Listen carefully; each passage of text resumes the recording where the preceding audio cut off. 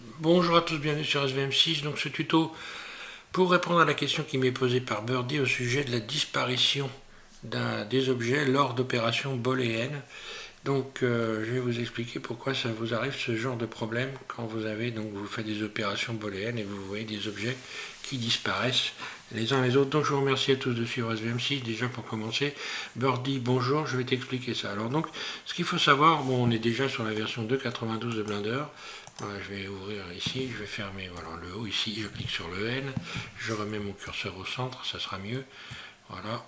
Donc, lorsque l'on fait une opération booléenne, les faces des objets doivent être dans le bon sens. C'est-à-dire que les objets ont une face intérieure et extérieure. Prenons un exemple ici, je vais ajouter ici un cube, voilà, et pas un plan, désolé, mais un cube, je reviens là, où j'ai un cube.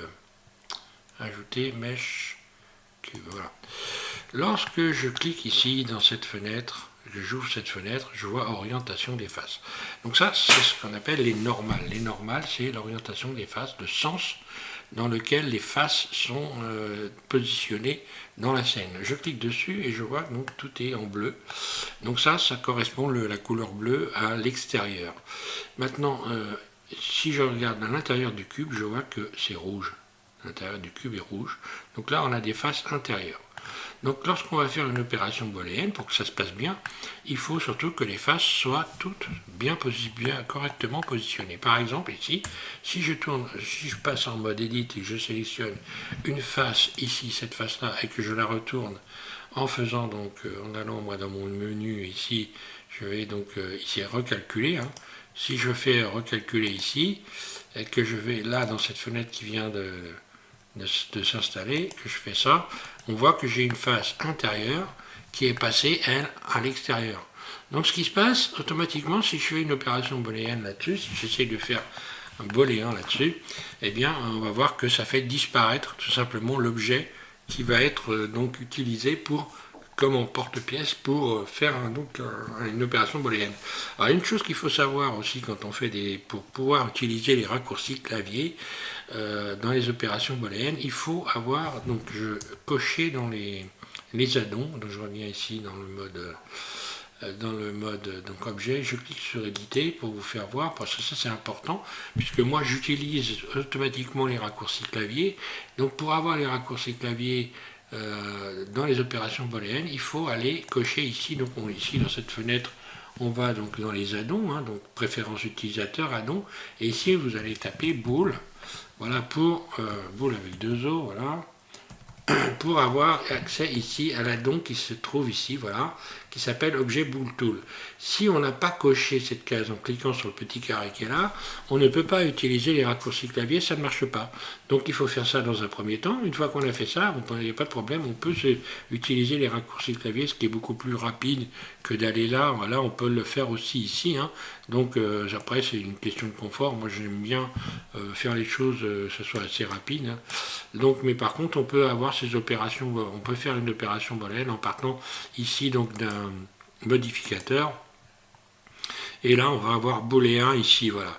Donc, on va avoir une fenêtre qui va s'ouvrir là et on peut faire une opération booléenne.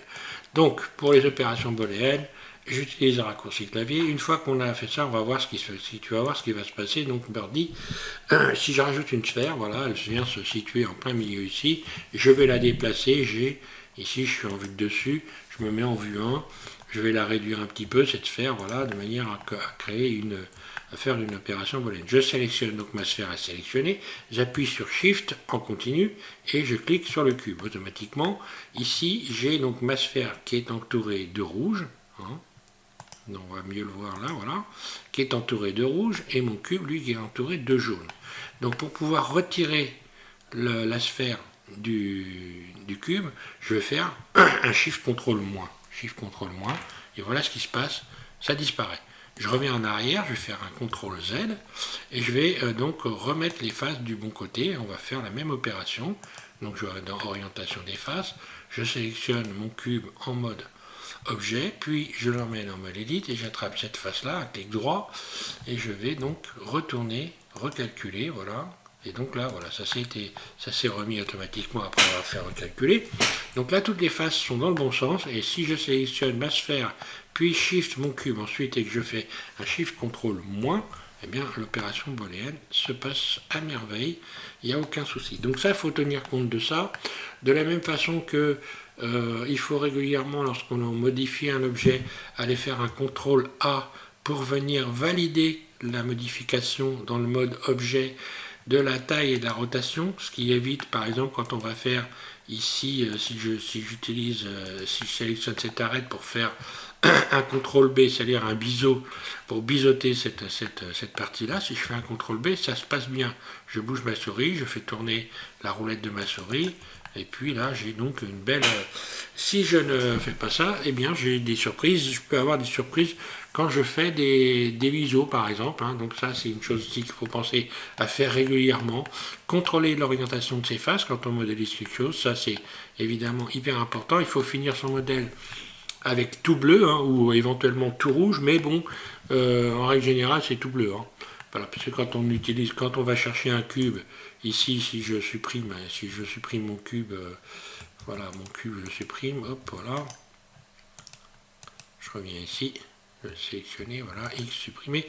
Quand je supprime mon cube, ici je vais, donc automatiquement, si je contrôle l'orientation de ses faces à la base, directement l'orientation de la face qu'on me propose quand je rajoute un objet, c'est la face bleue, donc comme étant les faces extérieures. Donc je garde cette configuration-là, mais je pourrais faire le contraire, ça marcherait aussi. Hein.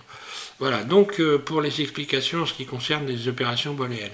Donc une fois qu'on a ici, qu'on est allé dans éditer, dans les préférences, et donc on a coché le booléen, hein, on peut donc utiliser les raccourcis clavier. Donc dans les raccourcis clavier, je rappelle grosso modo que je peux faire, donc je vais rajouter une sphère, je recommence, je vais faire un GX par exemple, voilà, surface, je vais la réduire légèrement, GX, je la ramène à l'intérieur, et donc lorsque l'on veut faire des opérations booléennes, donc là si je sélectionne d'abord ma sphère puis Shift mon cube, voilà, je peux faire donc soit je fais par exemple un Shift CTRL plus, donc je vais rajouter l'objet, Shift CTRL plus, voilà, donc là les deux objets sont soudés, lorsque je retourne en mode Edit, on voit que j'ai accès ici, que les deux objets, tout a été soudé, la sphère et le cube. Je reviens en arrière, CTRL Z, je reviens dans le mode objet, CTRL Z, je reviens en arrière.